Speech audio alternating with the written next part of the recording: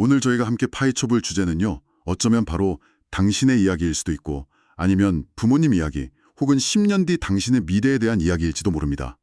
바로 한국의 560 세대, 위로는 연로하신 부모님을 모셔야 하고 아래로는 아직 독립 못한 성인 자녀를 돌봐야 하는 그야말로 낀 세대의 현실에 대한 이야기예요.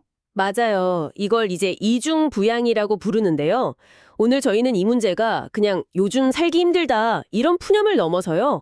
우리 사회 구조가 지금 어떻게 바뀌고 있는지를 보여주는 굉장히 중요한 신호라는 점을 짚어보려고 해요. 개인의 짐이 아니라 시대의 과제가 됐다 이 말씀이시군요. 네, 바로 그거죠. 저희가 받은 자료는 한 언론사의 심층 기사랑 또 한국보건사회연구원에서 펴낸 아주 꼼꼼한 보고서, 중장년층 가족의 이중부양 부담 구조 변화와 대형 방안 연구입니다. 이 자료들을 저희가 하나하나 다 뜯어보면서요. 이 이중부양이라는 압박의 실체가 뭔지, 또 왜 이런 현상이 벌어지는지, 그리고 다른 나라들은 이걸 어떻게 풀어가고 있는지 깊이 한번 들어가 보겠습니다. 네, 좋습니다. 아마 지금 30대, 40대시라면 오늘 이 이야기가 정말 남의 일 같지 않으실 거예요. 좋습니다. 그럼 먼저 그 이중부양이라는 말이요. 이게 정확히 무슨 뜻인지부터 짚고 가야 할 것 같아요. 그냥 부모님, 자녀 둘 다 챙긴다? 뭐 이런 막연한 뜻인 줄 알았는데 보고서에서는 꽤 구체적으로 정의를 내리고 있더라고요. 네, 그게 아주 중요한 포인트예요. 보고서에서는 이걸 두 세대 이상의 피부양 가족 구성원을 부양하는 경우 이렇게 정의를 해요. 특히 중장년층이요, 연로하신 노부모하고 또 만 25세가 넘은 아직 결혼 안 한 성인 자녀, 이 둘을 함께 책임지는 상황을 딱 지칭하는 거죠. 아, 자녀가 그냥 미성년자가 아니라 성인이라는 점이 중요하군요. 그렇죠. 그리고 또 하나의 핵심은 꼭 같이 살지 않아도 된다는 거예요. 동거 여부는 상관이 없습니다. 아, 그렇군요. 그럼 뭐 용돈을 보내드리거나 주말마다 가서 반찬해드리는 거 이런 것도 다 포함이 된다는 거네요? 네, 전부 포함됩니다. 그럼 그 부양의 종류도 좀 더 구체적으로 나눠볼 수 있을까요? 그럼요. 보고서에서는 크게 세 가지로 구분하는데요. 첫 번째는 가장 직접적인 거죠. 경제적 부양. 생활비, 용돈, 병원비처럼 돈이나 물건을 드리는 거고요. 두 번째는 정서적 부양입니다. 외로움을 달래드리거나 고민을 들어주는 것처럼 마음을 쓰는 걸 말해요. 잠깐만요. 저는 이 정서적 부양이 사실 제일 힘든 문제 같아요. 돈이나 시간은 어떻게든 계산이라도 되는데 양쪽의 감정까지 챙기는 건 정말 이거 끝이 없는 노동이잖아요. 정확히 보셨어요. 보고서에서도 바로 그 정서적 부담이 주는 스트레스가 상당하다고 지적을 하거든요. 그리고 마지막 세 번째가 서비스 부양입니다. 이걸 뭐 신체적, 도구적 부양이라고도 하는데 간병이나 청소, 장보기처럼 몸으로 직접 도와드리는 걸 말하죠. 아, 이 세 가지가 막 복합적으로 작용하면서 5060 세대의 어깨를 짓누르는 겁니다. 경제, 감정, 그리고 육체. 이걸 양쪽으로 다 해야 한다. 와, 생각만 해도 숨이 턱 막히는데요. 바로 이 지점에서 샌드위치 세대, 낀 세대라는 말이 나오는 거군요. 부모 부양은 당연한 효도라고 배우면서 자란 마지막 세대인데 정작 내 자식한테는 아빠 엄마 부양할 생각 말고 네 앞가림이나 잘해라. 이렇게 말해야 하는 첫 세대. 이 아이러니가 참 이 시대의 모습을 잘 보여주는 것 같아요. 맞습니다. 알겠습니다. 그럼 이 샌드위치의 양쪽, 즉 독립 못하는 성인 자녀와 기댈 곳 없는 노부모, 이 두 전선을 한번 깊이 들여다보죠. 먼저 자녀들 쪽부터 살펴볼까요? 도대체 왜 다 큰 성인들이 부모 곁을 떠나지 못하는 걸까요? 여러 가지 이유가 정말 톱니바퀴처럼 맞물려 돌아가고 있어요. 가장 큰 건 역시 경제적 문제입니다. 보고서에 인용된 2017년 통계를 보면 당시 청년 실업률이 9.8%였어요. 9.8%요. 전체 실업률이 3.7%였으니까 다른 연령대에 비해 거의 3배나 높았던 거죠. 3배요? 와, 그건 그냥 취업이 좀 어렵다 이 수준이 아니라 사회라 나가는 천문 자체가 다른 세대보다 3배라 좁고 험나다는 뜻이네요. 바로 그겁니다. 출발선부터 다르니까 독립은 당연히 늦어질 수밖에요. 그러다 보니까 자연스럽게 부모에게 의존하는 캥거루족이 늘어나는 구조가 만들어진 건데요. 네. 근데 이게 또 단순히 자녀들만의 문제는 아니에요. 부모 세대의 인식도 아주 중요한 역할을 합니다. 보고서에 실린 설문조사 결과가 정말 흥미로운데 부모 스스로가 자녀의 대학 교육비는 당연히 책임져야 한다. 이런 인식이 5점 만점에 3.4점으로 아주 높았어요. 대학 교육비까지는 뭐 그럴 수 있다고 생각해요. 그런데 그 다음이 문제겠죠. 맞아요. 자녀가 취업할 때까지 책임져야 한다는 응답도 3.0점이었고 심지어 결혼 준비 비용까지 대줘야 한다는 인식도 2.7점으로 여전히 높게 나타났습니다. 아, 자식은 내가 끝까지 책임진다는 그 강한 책임감이 어떻게 보면 오히려 자녀의 독립을 늦추는 요인이 될 수도 있겠네요. 네, 그런 셈이죠. 사랑하는 마음이지만 결과적으로는 자립을 막는 문화적 족쇄가 될 수도 있는 겁니다. 참 씁쓸하네요. 이제 시선을 돌려서 다른 한쪽 전선, 노부모 세대의 상황을 좀 볼게요. 이쪽은 상황이 더 복잡합니다. 평균 기대 수명은 2016년 기준으로 82.4세까지 늘어났어요. 오래 사는 건 축복인데 준비 없는 장수는 재앙이 될 수도 있잖아요. 그렇죠. 우리나라의 공적연금 제도가 아직 그걸 다 감당할 만큼 성숙하지 못했다는 게 가장 큰 문제입니다. 국민연금만으로는 부족하다 이 이야기는 많이 들었는데 실제로 어느 정도 수준인가요? 당시 국민연금 수급자 중에서요, 월 평균 30만 원 미만을 받는 비율이 55.8%, 그러니까 절반이 넘었어요. 30만 원 미만이요. 그건 사실상 생활비가 아니라 그냥 용돈 수준이잖아요. 맞습니다.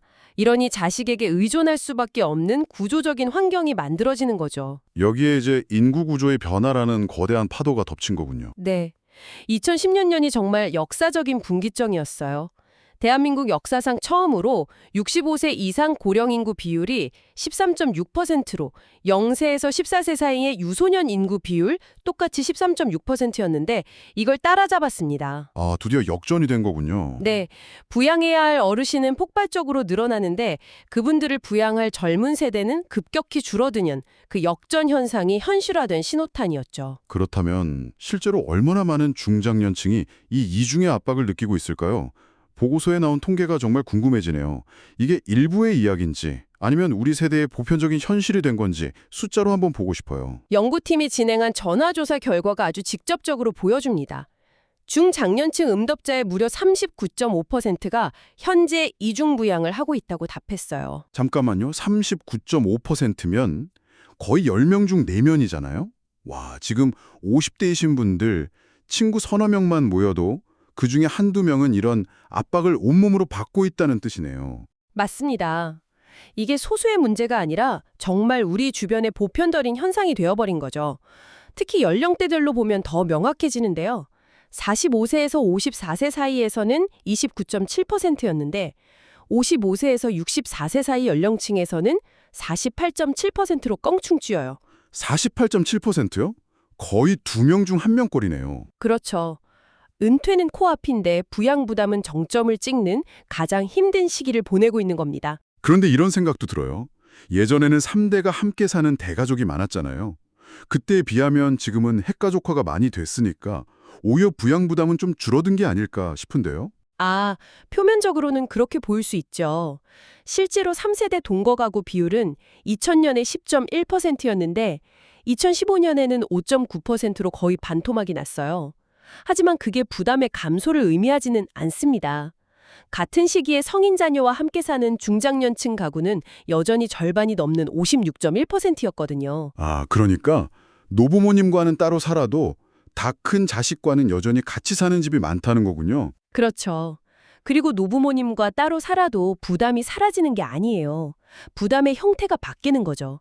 매일 얼굴 보면서 돌보는 물리적 부담은 줄었을지 몰라도 매달 보내드리는 생활비나 병원비 같은 경제적, 정서적 부담은 여전하거는 오히려 더 커질 수 있거든요. 네. 이 서비스 부양이라는 게 와닿지 않으실 수 있는데 예를 들면 이런 거예요. 주중에는 퇴근하고 장인어른 댁에 들러서 약을 챙겨드리고요. 주말에는 아직 취업 못한 아들 이력서 사진 찍으러 같이 가주는 겁니다. 내 삶은 없는 거죠. 와, 그 설명을 들으니까 정말 피부에 와닿네요. 보고서의 숫자들은 바로 이런 팍팍한 일상을 말하고 있는 겁니다. 그런데 더 무서운 건 이게 끝이 아니라 시작일 수 있다는 거잖아요. 미래 전망은 어떻습니까? 그게 이 보고서가 던지는 가장 섬뜩한 경고입니다. 현재 저출산 고령화 추세가 그대로 이어진다고 가정했을 때의 미래 예측인데요. 일하는 사람 100명이 부양해야 할 노인 수를 노년 부양비라고 하거든요. 네네. 이 수치가 2018년에는 19.6명이었어요. 대략 5명이 노인 10명을 부양하는 셈이죠. 그런데 2065년이 되면요. 이 수치가 91.4명으로 폭증할 것으로 예측됩니다. 91.4명이요? 그건 거의 일하는 사람 한 명이 노인 한 명을 부양해야 하는 1대1의 시대가 온다는 뜻이잖아요. 맞습니다. 이건 사회 시스템이 버텨낼 수 있는 수준인가요? 사회 전체가 거대한 도전에 직면하게 되는 거죠. 보고서에 묘사된 인구 피라미드 변화 그래프를 보면 더 실감이 나요.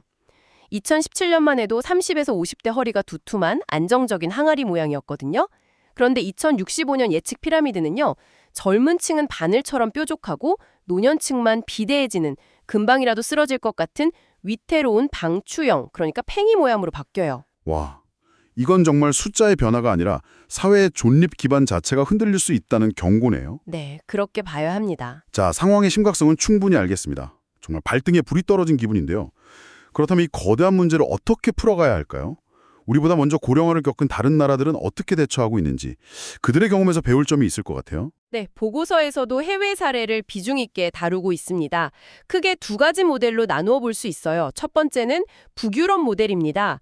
핀란드나 스웨덴 같은 나라들인데 이들은 국가의 역할을 아주 강력하게 강조해요. 국가의 역할이요? 네, 요람에서 무덤까지라는 말처럼 청년의 자립과 노인의 돌봄을 국가가 책임지는 시스템을 구축한 거죠. 구체적인 예시가 있을까요? 예를 들어 핀란드의 청년 보장 제도는 30세 미만 모든 청년에게 교육, 직업훈련 아니면 일자리 중 하나를 국가가 반드시 보장해줘요. 고용 경험이 없어도 실업 부조를 지급해서 최소한의 생활을 유지하게 돕고요. 노인 돌봄 역시 마찬가지예요. 공적 장기요양 서비스가 촘촘하게 발달해 있어서 가족이 돌봄 때문에 자신의 삶을 희생하지 않도록 사회가 방어막이 되어주는 겁니다. 국가가 부모와 자식의 역할을 상당 부분 대신해 주는 거네요. 그럼 다른 모델은 어떤가요? 다른 하나는 서유럽 모델인데요. 독일이나 프랑스가 대표적입니다. 이들은 가족의 돌봄 역할을 어느 정도 인정해요. 하지만 그 부담을 가족에게만 떠넘기지 않고 국가가 적극적으로 보조하고 지원하는 방식이죠. 어떤 식으로 지원을 하나요? 예를 들어 아픈 부모님을 돌보는 가족 구성원에게 돌봄자수당이라는 현금을 직접 주기도 하고요. 돌봄 비용에 대한 세금 혜택을 주기도 해요. 또 법적으로 유급 가족 돌봄 휴가를 보장해서 직장을 잃을 걱정 없이 일정 기간 돌봄에 집중할 수 있도록 제도적으로 뒷받침해 줍니다. 일과 돌봄이 양립 가능하도록 돕는 데 초점을 맞추는 거죠. 두 모델 다 핵심은 가족에게만 책임을 지우지 않는다는 거네요. 그렇다면 한국의 상황은 이들과 비교했을 때 지금 어느 지점에 와 있다고 볼 수 있을까요? 안타깝지만 아직 과도기에 머물러 있다고 봐야 합니다. 성인 자녀 지원은 일부 청년 고용 정책에 집중돼 있고요. 노인 돌봄은 노인장기요양보험 제도가 있긴 하지만 여전히 부족한 점이 많아요. 특히 가족교양보호사 제도처럼 결국엔 가족 구성원의 희생과 헌신에 의존하는 부분이 여전히 너무 큽니다. 맞아요. 그게 네가 요양보호사 자격증 따서 부모님 돌보면 나라에서 돈 조금 줄게 이런 식이잖아요.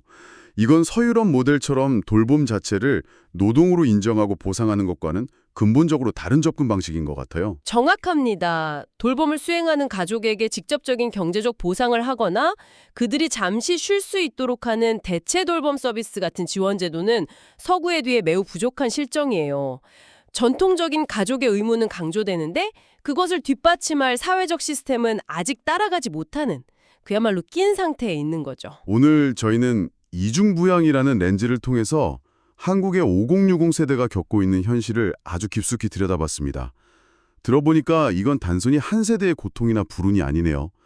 저출산과 고령화라는 거대한 인구 구조의 변화, 그리고 아직 성숙하지 못한 우리의 사회 안전망이 정면으로 충돌하면서 만들어낸 우리 사회 전체의 숙제라는 게 명확해졌습니다. 네, 결국 핵심을 하나로 모아져요. 부양의 책임을 온전히 가족이라는 울타리 안에 가두는 시대는 끝났다는 겁니다. 이제는 국가와 사회가 함께 그 짐을 나누는 부양의 사회화로 나아가야만 해요. 한 개인의 삶을 지탱하고 또 다음 세대를 키워내는 이 중요한 역할을 우리 사회가 어떻게 제대로 인정하고 또 실질적으로 지원할 것인지에 대한 근본적인 고민과 합의가 필요한 시점입니다. 오늘 저희는 계속해서 부양의 부담, 짐에 대해서 이야기했습니다. 어쩔 수 없이 좀 무겁고 힘든 이야기였는데요. 마지막으로 이런 상상을 한번 해보고 싶어요. 앞으로 가족의 형태가 계속해서 변화하고 부양은 자식의 의무라는 낡은 규칙이 점점 희미해지는 세상에서 이 세 세대, 즉 노부모, 중장년, 그리고 성인 자녀 사이에 어쩌면 부담을 넘어선 새로운 형태의 유대감이나 상호 의존 관계가 나타날 수도 있지 않을까요? 의무가 사라진 자리에 과연 미래의 가족 관계를 지탱할 새로운 규칙은 어떤 모습일지 한 번쯤 생각해 보게 됩니다.